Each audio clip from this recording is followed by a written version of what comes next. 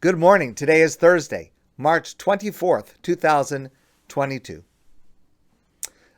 A highly controversial and sensitive subject is being discussed this week, and I hesitate to share it for fear that someone may misunderstand what I'm saying and possibly feel hurt by what I'm going to discuss.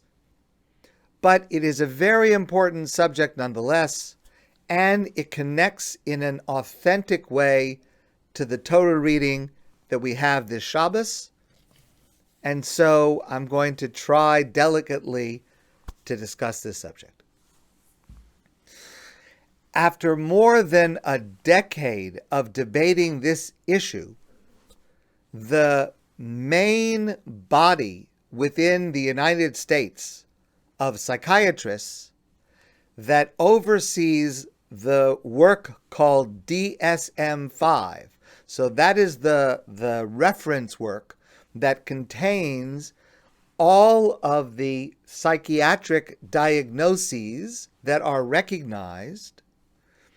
So after a decade of debating this, they have added a new designation within the mental health field, and that is to recognize intense grief after the passing of a loved one as a diagnosis and as a target for medical treatment.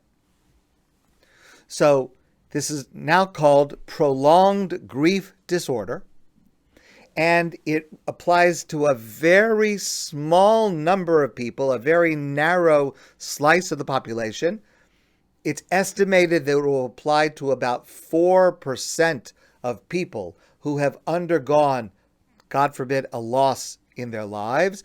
And it refers to those individuals who are incapacitated in their grief, who even a year after the loss are unable to return to their previous activities, unable to return to a normal routine. To quote Dr. Paul Applebaum, who is the chair of the committee that led to this result, they are the widows who wore black for the rest of their lives. Those who withdrew from social contacts and lived the rest of their lives in memory of a husband or wife they had lost. They are the parents who never got over it. And that's how we talked about them. Colloquially, we would say they never got over the loss of that child. So this is now a diagnosis of prolonged grief disorder that calls for treatment, as yet undefined, but calls for intervention and treatment. This is a highly controversial subject because critics of this have vigorously argued against it. They've argued against categorizing grief as a mental disorder, when in fact it is simply a fundamental and inevitable aspect of human experience. And opponents of this new diagnosis have said, for example, that when a doctor tells a person that they have this disorder, they actually may be harming that person even more, when in fact they are simply emerging slowly but naturally from their loss. And the truth is, everyone deals with grief differently, at a different pace, some slower, some less slow, but everyone goes through this. Dr. Joanne Cacciatore is a professor of social work, and she has published widely against the idea of this diagnosis, and she said, I completely utterly disagree that grief is a mental illness. Grief is normal. So,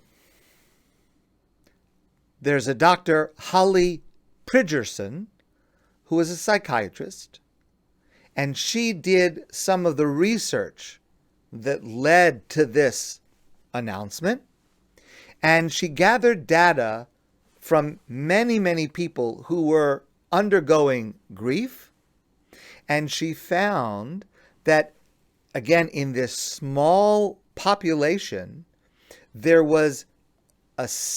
are symptoms of intense grief that are distinct from just depression. And she found that for most people, symptoms of grief peaked after about 6 months. And then there was a smaller group, again, around 4%, that remained, in her words, stuck and miserable, and would continue to struggle with mood, functioning, and sleep over the long term. So we have this debate among experts that is going on in the face of this announcement this week. For those who did formulate this disorder, the question, of course, is, how do you distinguish this prolonged grief disorder with the normal grief that everyone goes through in the aftermath of a loss? And one of the most sensitive questions is, what's the time period? Now, I told you one study that found that based on the data, the time period seems to be about 6 months. But what this team decided, and what is actually in the definition of the disorder, is a period of 1 year. They wanted to give a longer time period. Interesting how it coincides with Jewish traditions about mourning, at least in the case of a parent, for a year. And again, they found that using the 1 year mark to look at someone who is still suffering intense symptoms of not being able, it doesn't mean that after a year you're expected to have gotten over and it doesn't bother you and you're not upset and it's over. That's not at all what it means. It means that after a year, the person who is grieving is simply not able to sleep at night, not able to go back to work, not able to function on a normal basis, in spite of the fact that they have sadness and loneliness, etc. But it's a much more intense series of symptoms that lead to this. And again, approximately 4% of those who are undergoing grief will find themselves fitting this diagnosis of prolonged grief that's being described now. Again, very, very controversial. In the words of Katarina Clemens, who is a professional who oversees grief counselors, she said, "We would never put a time frame around when someone should or should not feel that they have moved forward. Grieving people could be set back by the message that their response was dysfunctional. Anything we inject into this journey that says that's not normal could cause more harm than good, because you're already dealing with someone very vulnerable and they need validation." I am not an expert, and I take no position on this debate. And this debate has no practical relevance for me in the sense that it in no way affects the concern, the care, and the involvement I have with someone who is grieving, no matter for how long.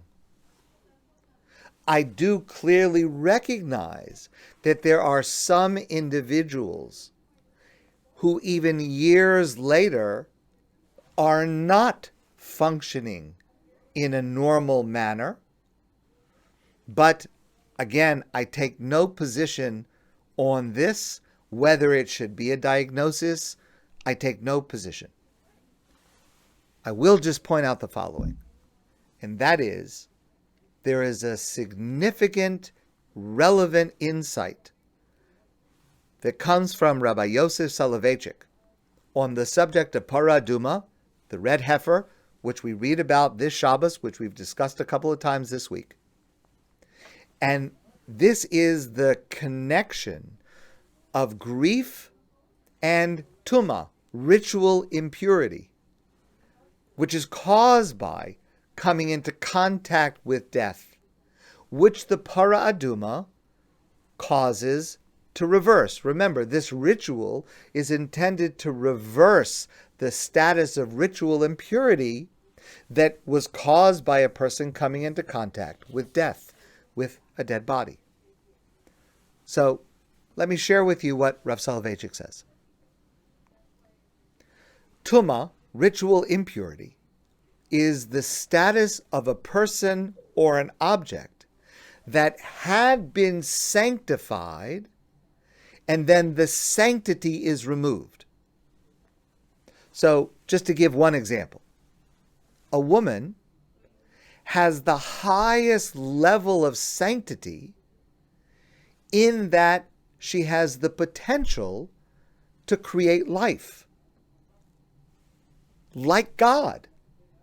Only a woman can do that.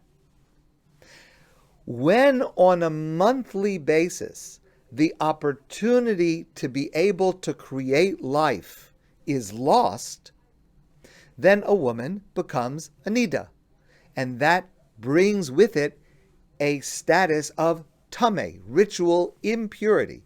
Again, as I've said before, there's no moral aspect to this. There's nothing wrong with this. It's a natural part of life. But it means that there was the potential to create life, and then that potential for the moment is no longer there. So when there was sanctity and now there's a vacuum, that's what creates ritual impurity or tuma. For most types of tuma, ritual impurity, the antidote is to immerse in a body of water that we call a mikvah. The idea of a mikvah is to recreate the womb. It is a ceremony, a ritual of rebirth. It is a reconnection with sanctity. And immersing in a mikvah is the sufficient and necessary ritual for almost all types of tuma, ritual impurity, with one exception. And that is the strongest form of tuma, tumas mes, one who has come into contact with death, one who has come into contact with a dead body. And that's because human life is the highest sanctity. That's a value that Judaism and the Torah and Jewish law express over and over and over again. Human life is the highest sanctity. Excuse me. And its absence, the absence of life from a human body, causes the highest level of tuma, ritual impurity, the highest level that there is. And in that case, mikvah is not enough. It also requires haza'ah. Haza'ah is the Hebrew word that means sprinkling. And that is the ritual that comes from the Torah portion we read this Shabbos that involves the paraduma. So, the paraduma is this animal with a calf with all reddish hair that is prepared, shechted, burned, and the ashes are collected. And then a small amount of ashes are added to a large amount of water.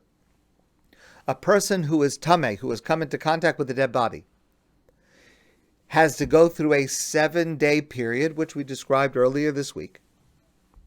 And on the third day and on the seventh day, they have to appear before a Kohen. And the Kohen will sprinkle a little bit of this water that had the ashes of the Paraduma mixed into it, will sprinkle will sprinkle a little bit of this water on the person. The third day, and again on the seventh day, and at the end of the seventh day, the person will immerse in a mikvah, and then they are no longer tameh, they are now tahar, they're ritually pure.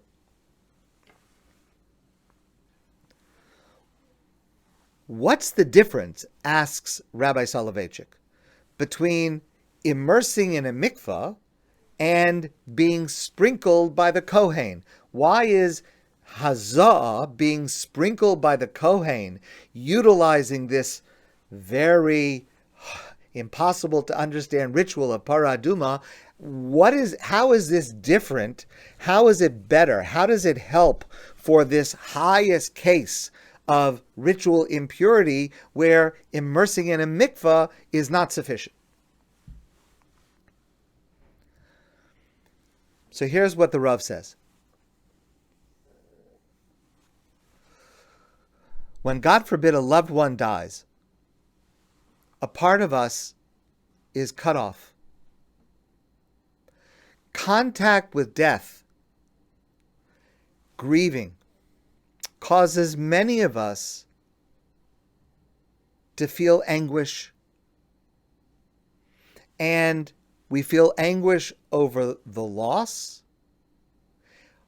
We feel anguish and grief over our loneliness and over our own mortality, which comes into focus when someone we love passes away. In Jewish tradition, we have numerous practices for someone who has undergone such a terrible loss, God forbid. For example, there is the practice that immediately after the funeral of a loved one, of an immediate family member, the relatives come home, the immediate family members come home, and the first thing that happens as they prepare to start Shiva is there is a meal called Su'udas Havra'ah, the condolence meal. Now, first of all, this is a logical ceremony, a logical step. And by the way, the idea of having a meal for mourners when they come home from the cemetery is not limited to Jews. There are many religions and many cultures that have a similar idea. First of all, it's just very, very practical because the family is probably hungry because they've been preoccupied. They've certainly been distracted. They probably have not thought about taking care of their own needs. And so they may be hungry. So we want to feed them. That's on a simple level. But there's one detail about this. And that is, for this first meal, when the family returns from the cemetery, they are not allowed to prepare it themselves.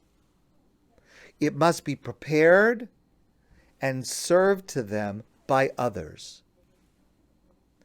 And Rav Soloveitchik explains that the beginning of the healing process, which is what the Shiva is supposed to start,